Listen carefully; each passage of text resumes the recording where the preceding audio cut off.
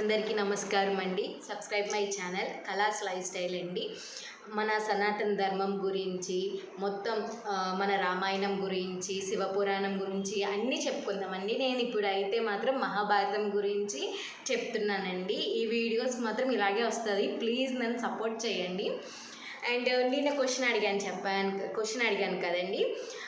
అది కాశీ నరేషుని రాజ్యానికి వెళ్ళారండి భీష్మాచార్యులు. ఆ రాజ్యం పేరు కాశీ రాజ్యం అండి. అక్కడ ఆయనకి ముగ్గురు కుమార్తెలు ఉన్నారండి. అంబిక, అంబాలిక అండి. ఈ ముగ్గురిని పెళ్లి చేసుకుందామని అనుకుంటారండి. నెక్స్ట్ ఈరోజు క్వశ్చన్ వచ్చేసి, అంబ ఎవరిని ప్రేమించి పెళ్లి చేసుకుందాం అనుకున్నది, ఆ మహారాజు పేరేంటండి?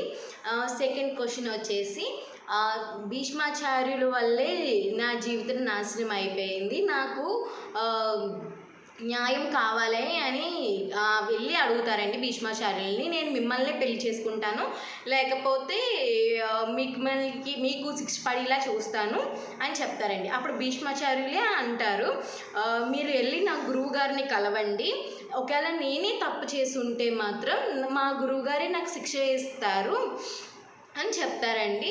ఇప్పుడు భీష్మాచార్యులు గురువు గారు ఎవరండి? అలాగే అంబ పెళ్లి చేసుకుందామన్న మహారాజు పేరేంటో కామెంట్ చేయండి మీకు తెలిస్తే. రేపు దీనికి ఆన్సర్ నేను చెప్తానండి. Thank you.